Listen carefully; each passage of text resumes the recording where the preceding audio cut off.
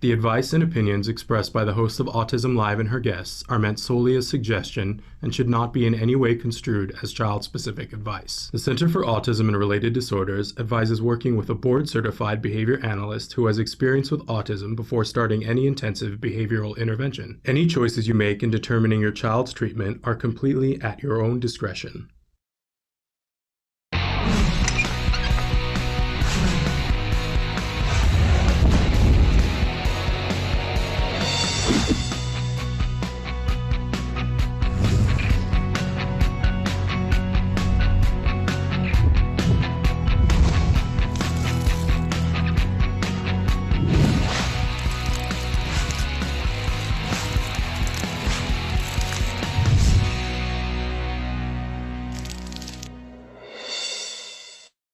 Well, that was something new. I have complained for so long about the fact that in the opener, it looks like someone else is hosting the show. It's me about, I don't know, 60 pounds and 10 years earlier. And so that was interesting, Traven. Okay. I like yes, I'm speechless. There we are. How often am I speechless? That's really cool. Thrilled to be here, you guys. I'm Shannon Penrod, and we're coming to you live from a place in my house where I've now taken up residence. We've turned it into a makeshift studio, and I am sending everybody a big hug because I know everybody needs to take a little bit of a breath, right? Let's all take a big centering breath and take a big slow inhale and a big slow exhale, right? There's a lot going on. And I know that especially because we're coming right up against a holiday in which we all thought that things were going to be back to normal. And we're not there. We are not there. And, I remember in the early days, a friend who has a group that's just for women over the age of 40. She said, she took a poll and she said, what day do you think will be back to some sense of normal? And people were saying Easter, because this was early on, right? People were saying Easter, they were saying Memorial Day, they were, picking random days. And I said 4th of July. And everyone was like, what? How could you possibly think that it would take that long? And here we are, and it's going to take longer. So I'm giving us all a hug and encouraging us all to take some breaths and take a measure and go, what do I need to do today to be okay today? What do I need to do today to be okay for the next couple of weeks? Like, what do I need to rearrange? Because we're in this longer than we thought, right? So we got to take care of business. And it's shifting. It's shifting every day. It gets different because, what I needed to do in week 2 was set up a room where I could do the show. What I needed to do in week 6 was make sure that it's livable for long term, right? What I need to do now is make sure that my kiddo has an outlet to get, because we can do anything. We can stand on our head for a month, right? We can do difficult things for 2 months. We can put up with 3 months, but now it seems like we're in it for the long haul. So we have to retool a little bit. And I want you to know that we're going to be looking at that on the show and trying to help you guys to solve the long-term problems, right?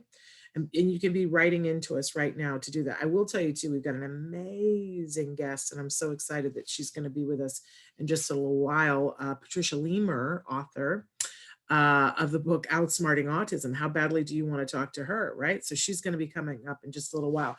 First, I want to remind you guys that there are lots of ways that you can talk with us.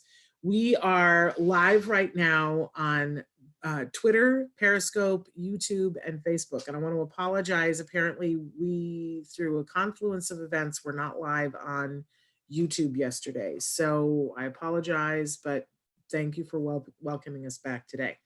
Sometimes we just have the technical issues, right?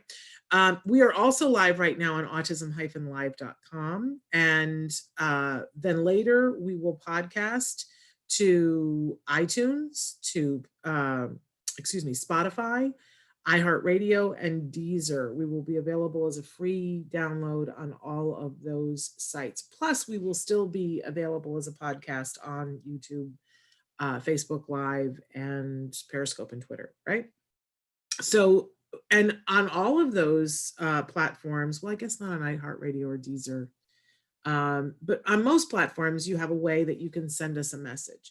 If that doesn't work for you, I want to remind you that you can always send us a message at autism-live.com, and you can always email me directly at s.penrod@autism-live.com. S as in Sam, dot, which is the period, right?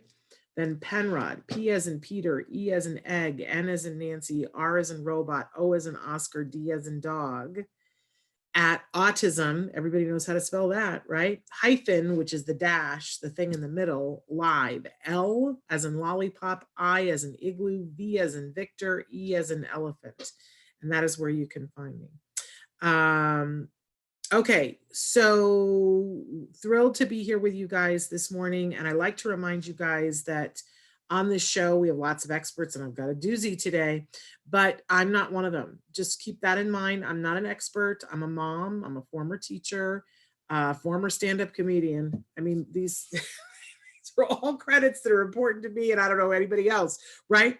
But this is, so I come to you with a sense of humor and a sense of humility, because I know what it is to teach someone, and I know what it is to teach someone when they're on the autism spectrum, both as a classroom teacher, but as a mom, because my son was diagnosed with autism at the age of 2.5. And I am working really hard because I got really lucky, and I got the help and the support that I needed to be able to get him the help and support he needed. And he has flourished, which is not to say that he has no issues ever, but he has flourished. He's his own person, and he's amazing. 17 years old now, and he's an amazing, amazing individual. And, you know, does he have challenges? Somebody asked me the other day, so he has no challenges anymore? Well, we all have challenges, right? So of course, yes, no, he still has challenges.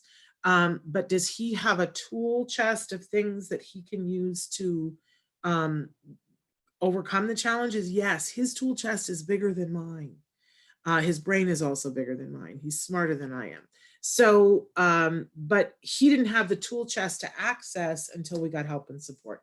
I will say that we started intensive ABA, 40 hours a week, when he was 3 years old. How lucky am I, right? And how lucky am I that the state of California paid for it? Because heaven knows I couldn't afford it, right? But here's the other thing is that, yes, we were lucky, but you know that pillow that I want to have crocheted sometime, the harder I worked, the luckier I got. I don't know, maybe it's the other way. Maybe we got lucky first and we decided to take advantage of it. So we got lucky, and then we worked our tookuses off. We made sure he did get the 40 hours of ABA, and that, my friends, has made all the difference. Now, that's his story. I know that your story might be different because your child might be 8 or 15 and you didn't get the benefit. You weren't as lucky as I was then, but you're here. You're here. You can hear me talking. So let's say that luck has changed. And when is a good time to start? How about now? So I'm glad you're here. And it isn't one size fits all. So write in and tell us what you need, and let's see if we can't get you some help and support, right? But my mission is to provide inspiration and information. That's what we do here at Autism Live. That's what our whole inspiration and information, that's our mission, right?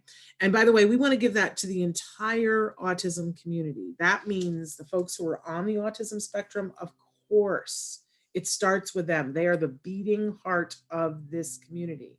But I include in the community everyone who loves them. This is the parents, the teachers, the grandparents, the spouses, the boyfriends, the girlfriends, the cousins, the friends, These are the people who love these individuals and want to help them to get the employment, the housing, the respect, the relationships, everything, any resources that they need so that they can lead the full life that they choose, right? So that's what we're here about. That's what I'm here about. That's what the whole thing is. I'm saying hi to Ames. So who says, thank you for doing these. I go back and watch when I got to run back and forth with my kids. LOL. Well, we adore that, and we adore you. Thank you so much for being here. Excuse me, and now I'm going to choke. I beg your pardon. But before we get to our guest, we have one more thing that we have to do. We have a series of things that we do in the morning. On Thursday, we like to start with something we fondly refer to as, excuse me, the jargon of the day. And it's not coughing. Oh, today's is a doozy. I gotta move my windows around because I'm gonna need this. So we've been talking about differential reinforcement. I know, who thought we would get excited about that? 10 years ago, if somebody had said, you'll be leading a show and talking about differential reinforcement, I would have laughed until I fell off the seat that I was sitting on, because I would have been like, I don't even know what that is, right? I guess at 10 years ago, my son was already diagnosed. So I was just beginning to know what differential, but hosting a show and talking about it, no, that would still have been crazy talk. But here we are because it's so important. And when I learned what it really was and how to utilize it, boy, lights on and lots of stuff going on. Hi, Stan, saying hello to Stan. Stan says, as a pediatric neuropsychologist, hello, I'm impressed. I can certainly say that you as a parent of a child with autism and as an advocate are more of an expert than many. Well, Stan, you and I are best friends now. I hope you're comfortable with that. That's very sweet. But the truth is, I like to say that I have an informed opinion, having been a parent of someone on the spectrum for, so now what are we talking about? 13 years, something like that. I am coming back to DRO, Draven. But so 13 years, 14 years, I guess it's like 15 years now. Almost 15 years since my son was diagnosed. And, you learn along the way, but not an expert. I'm still learning, but I consider myself in the classroom and sitting in the front row. That's what I like to say. And now I've been hosting shows about autism for, I don't even know now. I'm going to have to do the math. It might be 13 years now that I've been hosting shows about autism. So, and I've interviewed a fair amount of people. So I do like to say that I have an informed opinion. Not an expert, informed opinion. Okay, so today, back to differential reinforcement. We talked about differential reinforcement as an umbrella. We talked about DRA, and now today we're going to talk about DRO, and it's going to be confusing. So get ready. I still get confused. Let's take a look at what our actual definition is. Let's see if we can make some fun of it, because heaven knows we need to find joy wherever we can find it. Right? And sometimes just making fun of the jargon is all we can find. Differential reinforcement of other. Okay, so yesterday it was DRA, which was alternative, and now it's other. Those seem similar, don't they? But there is a difference. Differential reinforcement of other behaviors is omission therapy. Reinforcement is given in the absence of the targeted behavior, or is given as long as the targeted inappropriate behavior does not occur. All right, there's not a lot to make fun of here, except that if you don't understand what differential reinforcement of other behaviors is, you're certainly not going to understand what omission therapy is, right? But reinforcement is given in the absence of the targeted behavior, or is given as long as the targeted inappropriate behavior does not exist. Okay, so let's go to our working definition and let's see if we can tear this down and build it back up, right? So DRO, being mindful and specific about what you're rewarding so that, oh, that's the one from DRA. I think we have the wrong one. That's okay. Just don't pay attention to that, you guys. So in DRA, what we're doing is we're saying that, so we talked about the kids spitting on their hands and then, putting it all over the desk. And we found an alternative behavior that gave the same reward, right? We were looking specifically for something that either competed with that or in fact gave the same paycheck as that. In DRO, we're going to reward absolutely everything except the behavior that we don't want to have. So let's say that, for instance, and this works sometimes when you've got a behavior that's hard to get at, right? So let's say that a kiddo is pinching the dog, And we're having a hard time figuring out, is it the attention? Is it the sensory? Like, it's probably a component of both of those, right? But we really need this behavior to stop. So we are going to praise everything else, and we're going to try to block so that they can't pinch the dog, and just praise, praise, praise, praise, praise everything else, right? But if so, we create a party environment where the lights are on and everybody's happy. There we are. Giving a reward when the behavior isn't happening. If the behavior happens, the reward or access to the reinforcer stops. That's the right one for DRO. So do you see the difference between those? So in DRA, you're picking a specific intervention, you've given an alternative behavior, and you're rewarding that, right? For DRO, you're rewarding the world and you create this party environment.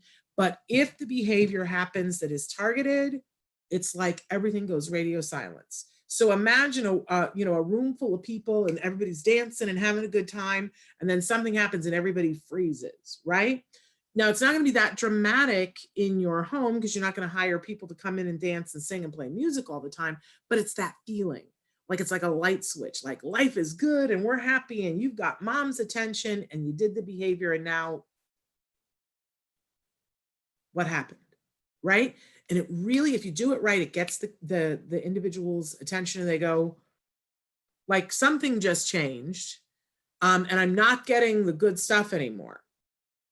So giving a reward when the behavior isn't happening, and I mean, so if it's pinching the dog and you got to have that stop, they may only pinch the dog one time in the day. So that means that the whole day, everything is wonderful, wonderful. And you're still actively blocking, because what we want is to not have the pinching the dog, right? But you mess up, you don't quite get there, he pinches the dog, TV goes off, everything is silent, no attention, no discussion, because that's attention, right? It's like flatline. There's no, this is hard for people because they're like, well, I need to tell him this is why that. No, that's attention. It's just flat line, that sucker, light switch, no fun, including negative reinforcement or negative attention, excuse me, not negative reinforcement. Okay, so, all right, does everybody get that? That's the difference between DRA and DRO.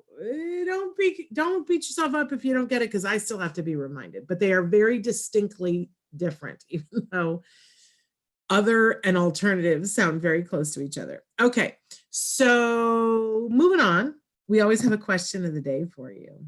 And our question today is, what's your favorite thing to do? What is your favorite thing to do? And does that change? Like, is your favorite thing to do today something that's going to be different than it's going to be on Saturday? Or is it your favorite thing to do all the time? Or is it your favorite thing to do like 99% of the time? And I'm going to ask you this because, first of all, we're seeing that a lot of folks are dealing with depression right now. And that one of the hallmarks of depression is when you don't feel like doing anything. And before, there gets to a point with depression where it's so deep that you need a lot of other support. But on the way to there are sort of, stop places where you can help, yourself to kind of get yourself a little bit propped back up. And one of them is spending some time doing things that are your favorite thing to do. And sometimes we get stuck into, well, I'm just going to do this. I'm just going to do this. Like, I love to watch me some television. You know what I'm saying? Like, and I don't feel like before COVID, I didn't, there were a bunch of things on Netflix that I had never, that's not true. I'd watched one episode of Ozark because Dina Kimmel from We Rock the Spectrum had said to me, you got to watch this. It's incredible. And I watched one episode and I was like, oh, it's good. But I really just didn't have the time to commit to it. Now I've watched 3 seasons of Ozark. You know what I'm saying? I'm a little satiated on the television thing. So my point is, sometimes what we do for ourselves that's good, we get to the point where we go, okay, I've had enough of that. And then you got to look at your list and say, what else do I have on that list? What else can I do? This weekend is the perfect opportunity that, you know, make a list of the things that you would like to do, and then make a list of what you think your child would like to do. And if your child has enough receptive and expressive language to sit with you and make a list of things that they would like to do.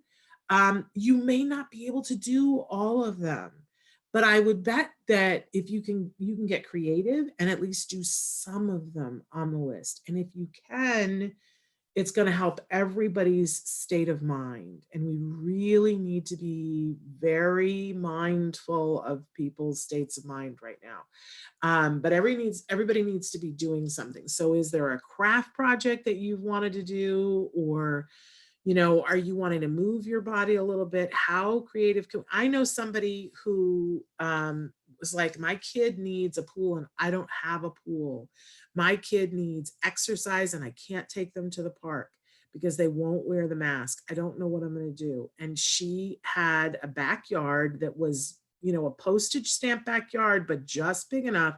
She ordered one of those water bouncy houses that takes up pretty much her backyard, but her kid goes out there and has, you know, the time of his life. Now, was it expensive? Yes. But she was saying, you know, I can't pay for camp, can't go to Chuck E. Cheese, can't, you know, I can't go to Disneyland. It was $245 for the bouncy house, and that's our summer budget. But I've got a place for him to work out his yayas and have that water thing. So I'm saying we're going to have to get creative here, right? Okay, so what's your favorite thing to do? Make sure you make a list for you. And if you're a parent of a kiddo on the spectrum, have them make a list, or you make the list, or work with them to make the list, okay? Somebody says my favorite thing to do is to swim, and it never ever changes. I hope and pray that you have access to a swimming pool this summer. And if you don't, like, let's get creative. Like, how can you make it happen? Is it, you know, it's not the same thing in a bathtub, but you know, my kiddo loves to swim, and normally we would be in the pool all the time. So I'm having to be creative about figuring out how we're going to do that, because we do not have a pool. It's a bummer. Okay, so I watched and listened to Shannon's Jargon of the Day on the way to my RBT exam in 2018. You were my study guide, LOL. I said the other day, this cracks me up to no end that we started the jargon because we didn't understand what the experts are saying. And now the on the way to being experts are learning the jargon from us, which is hilarious, but I love it because I think what you get is the parent perspective of it. And how could that be bad, right? Okay. And there used to be a BCBA who stood over my shoulder and made sure I didn't say anything wrong. We don't have that anymore. So for those of you who are watching who are BCBAs, write in and tell me if I'm way off into, you know, Murphy land. Okay, so what's your favorite thing to do? Love to hear more of that. You can write into us right now on Facebook or on YouTube. And then moving on, we always have a topic of the week. And our topic this week is about running our own race. You can't do what everybody else is doing. So I told you the story about the mom who decided to put the bouncy house, the water slide bouncy house in her backyard. That may not be a possibility for you because you may not have a big enough backyard, or, you know, $250 is just not a possibility right now. You know, and you got to not beat yourself up about that. You are doing an amazing job. If you have found us, then you are already so on it and looking for answers that you're doing an amazing job. You got to ask yourself, okay, if I can't do that, what can I do? And it might be that you know, get a sprinkler and do that. Somebody says my favorite thing is a nap. I need a nap. We are putting up a trampoline with a cover and a tent over it. I love that. But a nap, yes, naps are a thing devoutly to be wished, right? Okay, so I love that you guys are writing in and telling us what your favorite things are to do and what you're doing, because we're just going to get in that mindset of for the long haul here. Emma wants to know, I want to know why my mom didn't pick up on my autism when I was younger and get me diagnosed. I'm 44 now. Well, Emma, 44 years ago, this program didn't exist and no one was talking about autism. So your mom was loving you exactly the way you were and seeing you for exactly who you were, and not knowing that there was something that would one day, we would be able to look at it and go, oh, Emma thinks of things in an entirely different way. And Emma is her own person. And Emma may need some help with this, but Emma's going to be really good at that. And I'm sure that it's frustrating for you that you didn't get the help and the support when you probably needed it the most, especially in the teen and the 20 years.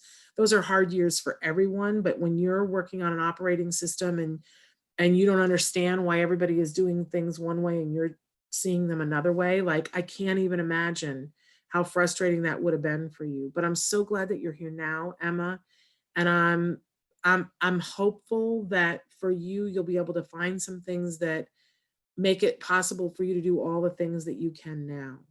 And that somewhere down the road you will see that your mom did the best she could, and that if she'd had been exposed, that's why we do the show, because um to talk about it more and to make it possible for more parents to realize, oh, my kid's okay, my kid's just on the autism spectrum and they're going to need some help with X, Y, and Z, right? So I'm sending you some love, Emma, and I'm so glad that you're here, and we love to hear your insights. Thank you, Dr. Luan. We're so glad that you're here.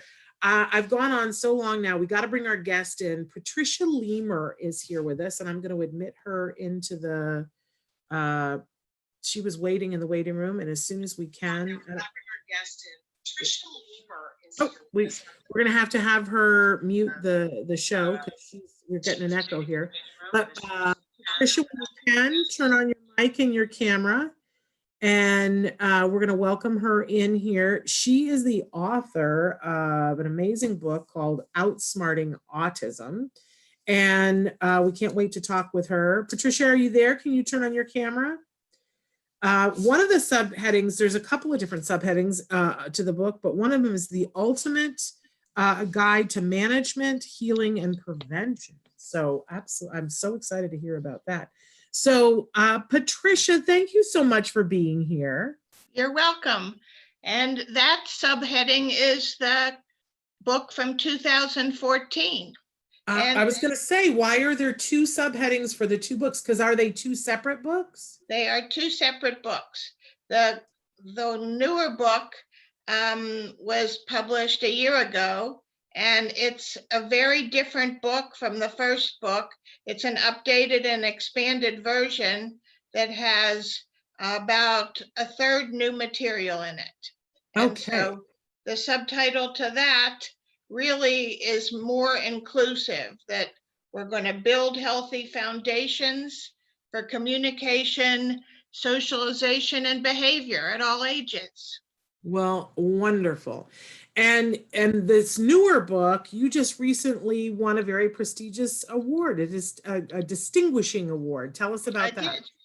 Thank you. This was a Nautilus Award, and Nautilus gives awards in over 30 categories to books, everything from nonfiction, fiction, memoirs, and my book won a Silver Award, which is a runner-up award in parenting. Wow. Well, that's pretty prestigious. I'm impressed. Thank you. There were over 500 entries, they said. And I don't know how many awards they gave in these 30 categories. Maybe that's incredible. 3 or 4 in each category. So you have a pretty extensive resume in this area, and you are an LPC. Tell our viewers what an LPC is. An LPC is a licensed professional counselor. It's analogous to being a social worker. It's a mental health professional who does counseling on a short-term basis, not like a psychologist. And it's more directive than a psychologist would be, more global. A counselor is more directive and short-term. Okay, and how long have you been working in the field of autism? Because it's been a while. It's been a long time. Autism reared its ugly head, as you know, at the end of the 1980s, early 90s. And since I had seen one person with autism and nobody else had, I was an instant expert. So it's about 30 years. Wow. And but prior to that, I'd been working with all other kinds of disabilities. So if you look at the spectrum and consider the lesser forms of autism, which we were ADD or Asperger's, I was involved with that since the late 70s.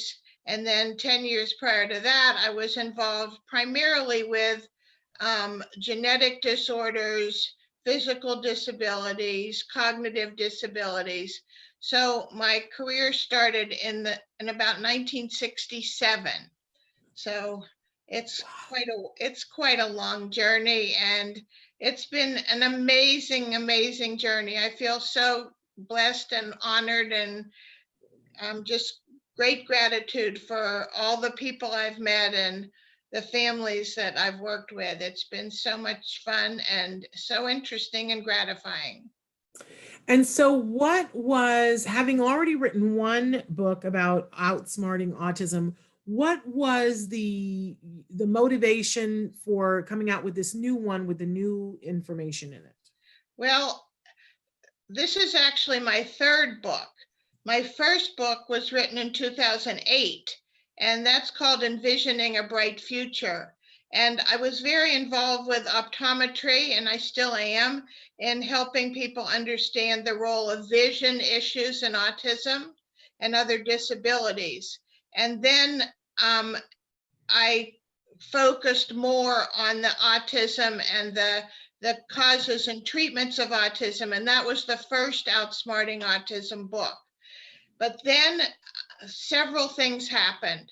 There was much more research into the microbiome. There was much more interest in technology and the invention of the iPad. There was interest in the vagus nerve and in some of the more contemporary treatments, such as CBD.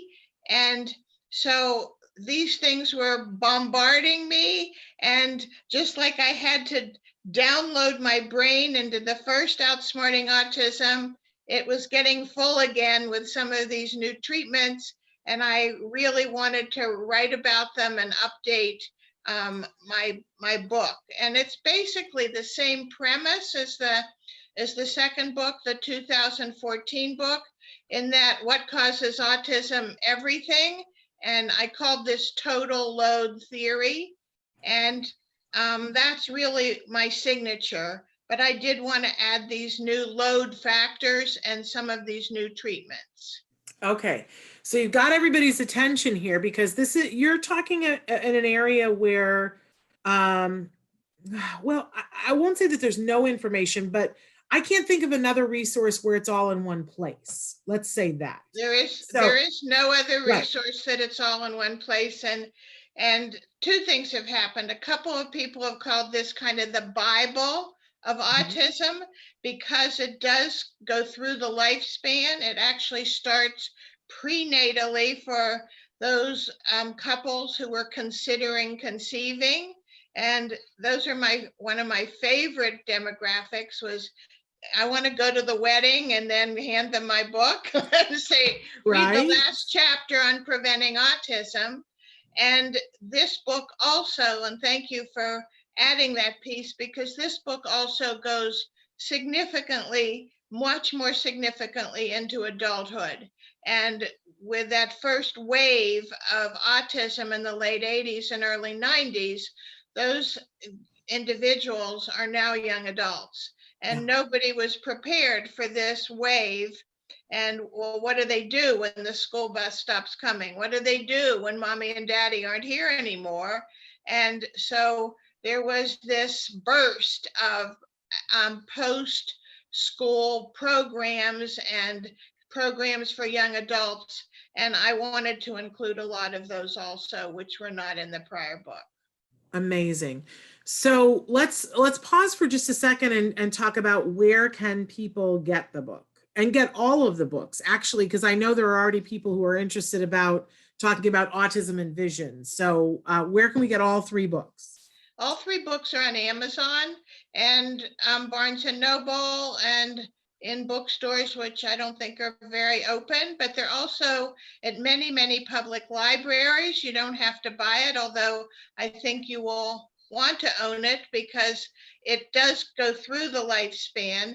And somebody said to me, you should, here's the book. And they said, you should put duct tape over autism and say, write on it everything, that this is a book about outsmarting everything, because it does cover a lot of different health related issues which have behavioral and psychological symptoms to them.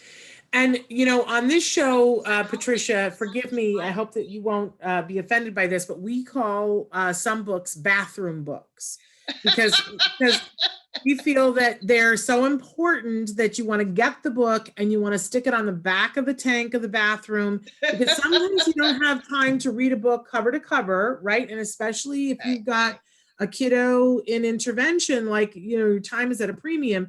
But, you know, you pick up the book for a couple of minutes while you're in the bathroom and you get to read something and go, okay, I have something more. My day is enriched. This is a great bathroom book. I'm just saying. It definitely is a great bathroom book. And what makes it such a great bathroom book is it's got a great index. And so you can look up any subject quickly. I'm as proud of the index as I am of the book. And I had a wonderful indexer who has done both of my Outsmarting Autism books. So I challenge anyone to find a subject that's not in the index. And as you said, nobody's going to read this book cover to cover. It's over 600 pages. It's too big. You don't need it all now. If your child's 5, you don't need to read about adults yet. And if your child's an adult, you don't need to read about the early stages. So it's something that the index makes it very user friendly. And I also want to say too that because you talk about so many different things, I will be honest that we try to talk about everything on this show, but we can't. Right. We can't possibly talk about everything on the show. And a lot of what we talk about is ABA. But a lot of times people will write in and say, could you please talk about some of the other therapies and treatments? And people always want more information about what's happening biomedically with their child and what their choices are and diets and things like that. So what a great book for those people. Right. Who want to get that comprehensive. I want to know everything that's out there, everything that's available so that I can look at it. And as you said, you download your brain into this book. Right, I sure did. And of course, there is a chapter on ABA, but there's so many chapters, and ABA is a piece of the pie, but we want people to look at some of the other areas too. And a lot of it is biomedical, and I don't really get to the things that parents value most with talking and relating, having friends, until a good 3/4 of the way into the book. Because what I'm doing is the subtitle, I'm building healthy foundations. And I strongly believe that you have a healthy body, you have a healthy mind. And there's so many aspects of having that healthy body, from diet to movement to sensory to motor, before we get to the language and the behavior. There we go. And again, you can get the book on Amazon. So there are the 2 books, Outsmarting Autism. Can you hold up the more recent one so that they can see? It's the cover yellow is one. The yellow one, because there's the other one that's black and has a Right. beautiful tree on it, but this is the Right. yellow one. And this is the same artist that did the tree. Love And it. so I love the graphic because it just shows you how many things are going on in the brain. Absolutely. Yeah, So Amazon, but Barnes and Noble and every yeah, major bookseller. And again, it's called Outsmarting Autism. And right. And it has Patricia, there's an electronic version too. So okay, you can get it by Kindle or Nook or any of those electronic ones instantly. there we go. And her name is Patricia Lemer. You can see it on the screen unless you're watching on iTunes. Lemer. So there it Right. is, so that you guys can It's find. Lemmer. It's Lemmer like I'm lemon. sorry, It's okay. Everybody does that. But Lemer. lemurs are those funny animals with bushy tails in Madagascar. I just went We to see them. we actually, there's a woman who does a show called The Lemur Mom, and it's No about kidding. being an autism mom, but she relates Whoa. it. So that's why I've been saying lemur, but so it's lemur. Okay. I Yeah. apologize. But in any case, so now that you've talked about some of these things, they've written in some questions and they want to know, because you mentioned that it talks about prevention and that it talks about causes. And so we have one person who's saying, ma'am, could you please tell us, how does one get autism? And then they want to know how to prevent autism. And this is Great probably get your book, right? Is Yeah, the of answer to that course. question. So you don't get autism like you get the coronavirus, and you get autism by this total load idea is that everybody has a threshold here, and that you have different load factors. These are stressors on the immune system, the gastrointestinal system, they're environmental, they're genetic, they're epigenetic, they're all kinds of stressors, everything from being locked in home on a lockdown where you can't go to the playground and, as you said, don't have a swimming pool or camp to go to those things that we were born with. Maybe there was mold in the house when the baby was conceived. Maybe the parents carry some of the genes that put you at high risk. Maybe the baby didn't have enough movement opportunities as a young child and the reflexes didn't emerge. So each one of these is a mild stressor that approaches this threshold. And when there's too many, the child is over threshold. And the higher you're over the threshold, the more severe your autism is. And so when we go to look at what we can do to make the child better functioning, we then remove the stressors until we get down to the threshold, and maybe we can remove that diagnosis if we're very, very lucky. And we actually start with the last one, or the one that has the biggest impact, and to get that threshold down. So and for every individual, then the stressors are going to be different. That's great, and thank you for saying that. And I compare it to playing cards. You know, you're playing with the same 52 cards, and there's more than 52 stressors here, but every hand is different, and you can play bridge over canasta over and over again and get a different hand. You almost never get the same hand. Infinite number of possibilities. And so that's what's made my career so interesting, is looking at what were your stressors, what were your child's stressors that made this happen. I also want to put it out there, because I know parents are really sensitive, that to be clear that some of the things are not necessarily things that you have control of, or that you had control of or can have control of now. It's not their fault. Definitely not their fault. But it's like the serenity prayer, right? Grant me the serenity to accept the things I cannot change, and the courage to change the things I can, and the wisdom to know the difference. So your book helps you to define what the stressors are and to see which ones you can control. And in what order you can remove them to get the biggest bang for your buck. And this is a problem that I have encountered over the years, that parents are talking to each other now on the internet and elsewhere and saying, oh, you tried whatever, hyperbaric oxygen or vision therapy. I think I'll go try that for my kid. And this isn't a grocery store. We're not going to try this brand of soup and see what happens.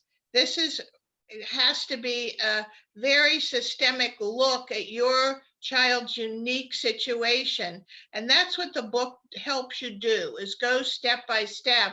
And there's a great checklist in there for you to figure out what were your child's biggest stressors and how do you remove them. Okay. You asked the other question about prevention. Yeah. And then if the prevention is for young couples, and my line is that healthy parents have healthy kids.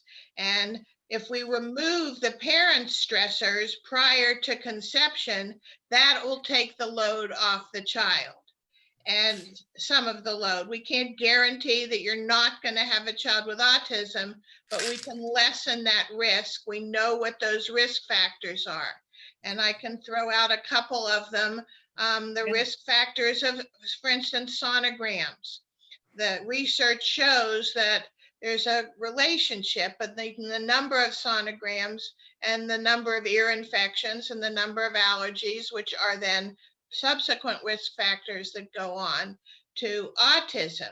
So if you can limit your number of sonograms without risking the health of the baby, that's something that you want to consider when you're pregnant.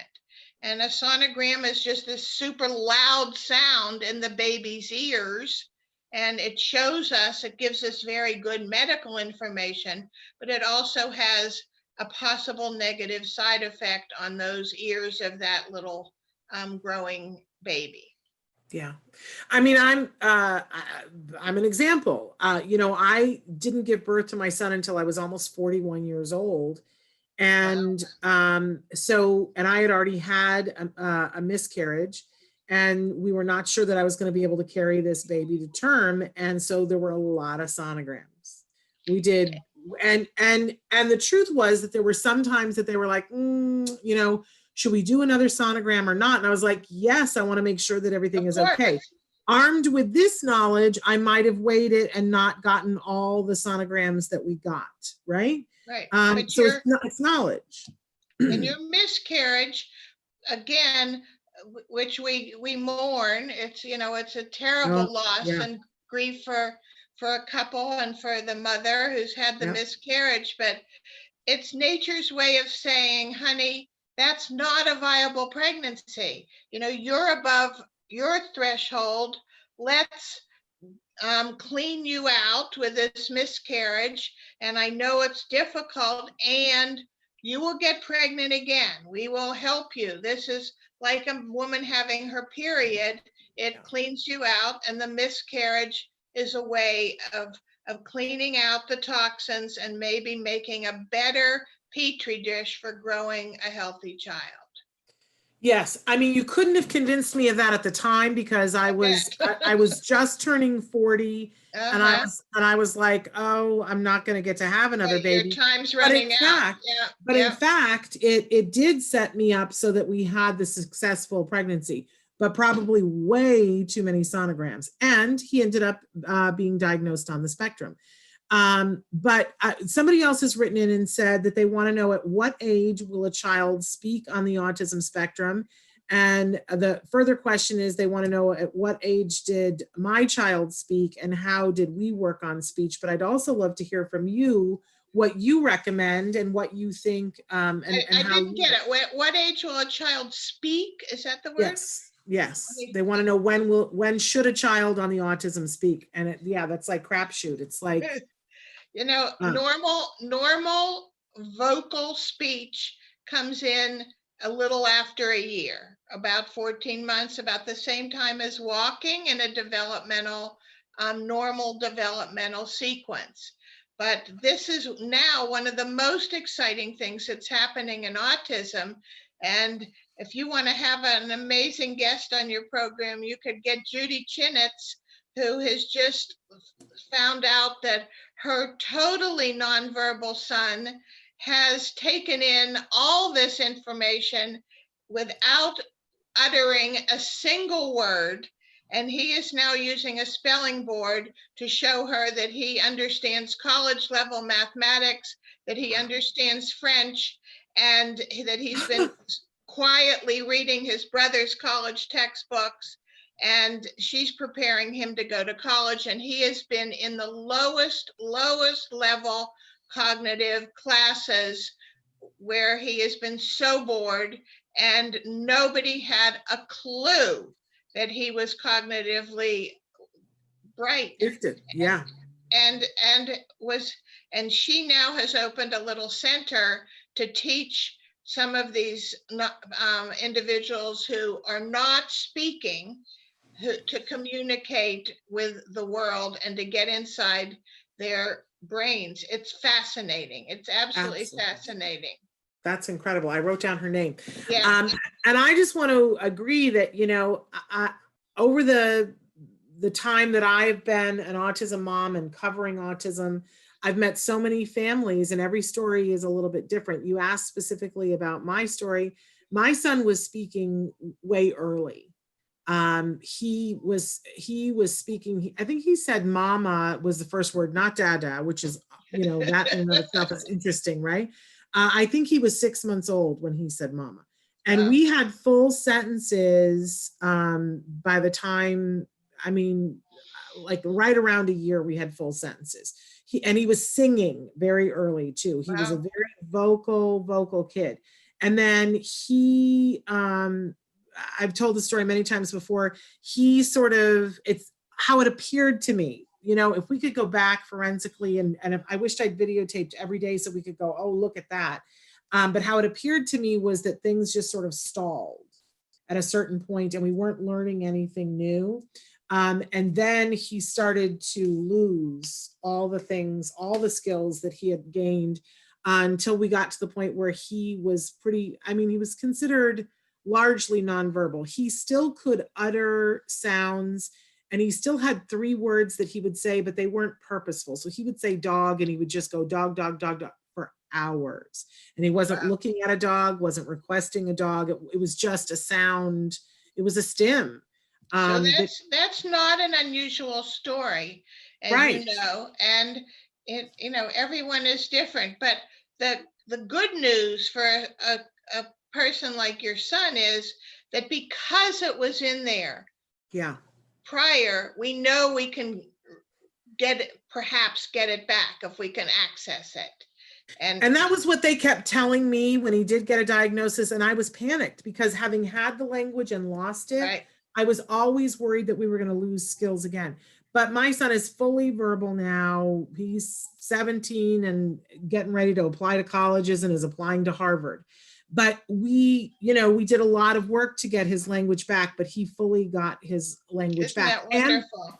And we did all the right things. Well, we tried, and we did some biomedical, and I will say that him doing the methyl B12 shots for a period of time helped, because we did a lot of ABA, and then he just was struggling language wise. He knew what he wanted to say, but to access it, he couldn't quite get it. And the methyl B12 was like the thing that put it all in place. And that's not an unusual story either. Yeah. So, you know, for your son and for a lot of others, methyl B12 can be magic, and other kids can have it and not get much benefit. So it's so individual.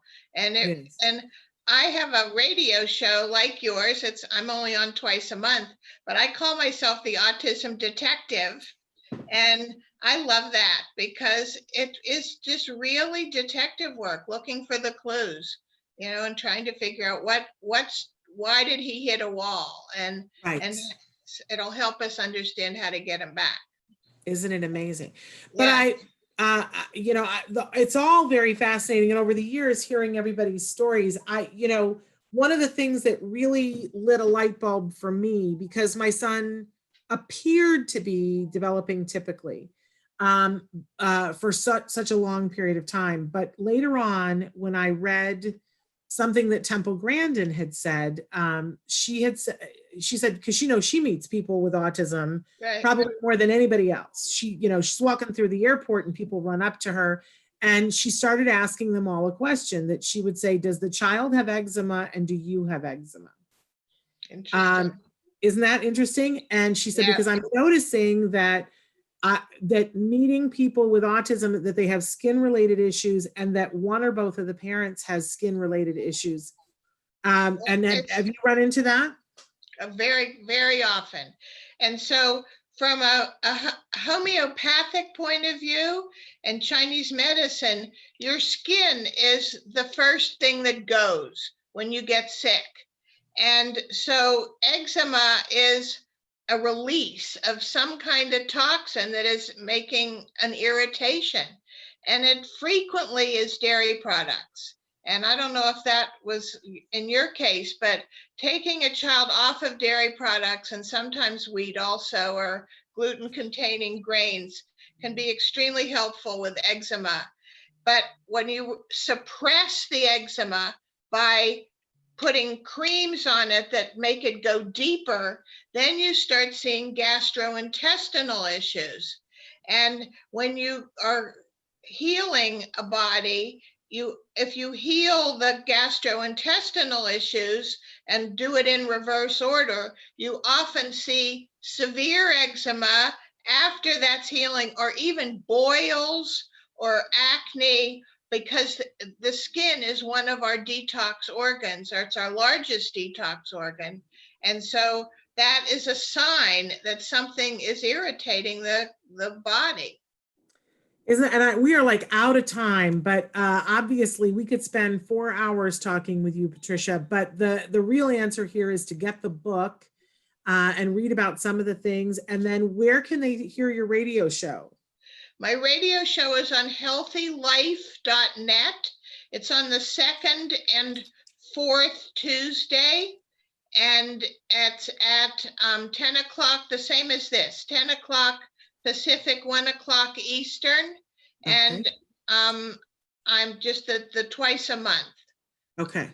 And all right. I just, if I have a 1 minute, I would just like to talk about the vision issues in autism, because I was really the first person to write about that. And that first book was called Envisioning a Bright Future. And it's really, really important that people read that chapter of my book and understand that 20/20 eyesight is not sufficient. Eyesight and vision are different, and that vision is cognitive. It's the ability to think and organize and conceptualize and ideate.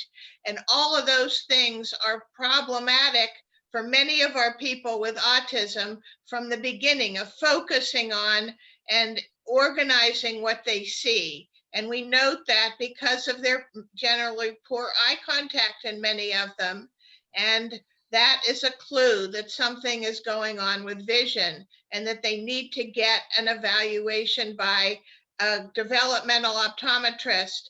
And I can help them find that person. If they want to email me at developdelay@gmail.com, I would be happy to help them find people in their area. I ran a nonprofit. I started in the mid-90s. I have a database of over 20,000 people around the world, and I can almost always come up with a specialist within miles of where people live, which is really fun. And an optometrist is easy to find. Okay. And I wonder, because I know a parent that I just was talking to them 2 days ago, and I couldn't think of, do you in your book talk about the doctor that is it's either Ireland or Scotland, that does the different colored lenses to help with toe walking? Do you know who I'm talking about? My book talks about that. That's Helen Irlen, IRLEN, the Irlen lenses. But that's very different than the kind of thing I'm talking about. The vision issues I'm talking about are the two eyes not working together, or focusing, or problems. The Irlen lenses can be helpful, and that is just a piece of the visual issues. It's not the underlying problem. There's just so much here to talk about. We'll have to have you back on the show. And I just want to thank you so much for the work that you're doing. Thank you for this opportunity. It just, I heard about you through Christina Adams, and I really appreciate you having me on. And can I just say too, that you were such a good egg. We had a little bit of a hiccup here No because problem. a dear friend of the show and a dear friend of mine passed away, and we canceled some shows, and we forgot to tell Patricia. And Patricia was a trooper and a professional. I would have Not a been mad as a problem. boiled owl, but she was so good about it. Thank you so much. It's been Thank such you. a pleasure. And any friend of Christina Adams is a friend of ours. So Yep, she's now, terrific. So let me just show them my book again, Outsmarting yes. Autism. And it's readily available. And if your library doesn't have it, ask them to order it. There we go. Thank you so much for being with us, Okay, Patricia. Shannon, thank All right, you. you take care. All right, bye. Bye-bye. Bye-bye. I just want to say goodbye to you guys because tomorrow starts the Temple Grandin 4th of July Marathon. So what you will see over the weekend will be all pre-recorded episodes with Temple Grandin. But we love to show those to you so that you've got a place to go during the break. But we're taking a couple of days off. We will be back here on Monday. And in fact, I got a special show planned for you on Monday where we're going to be talking about play and ways to have fun, and more of this talking about how are we shifting now, because I think we're going to be this new reality. It's going to shift and mold, and we gotta address this. So that's going to be on Monday. But until then, give your kiddos a hug from me, one for you too. Have a happy, safe 4th of July. We'll see you next Monday. Bye-bye for now.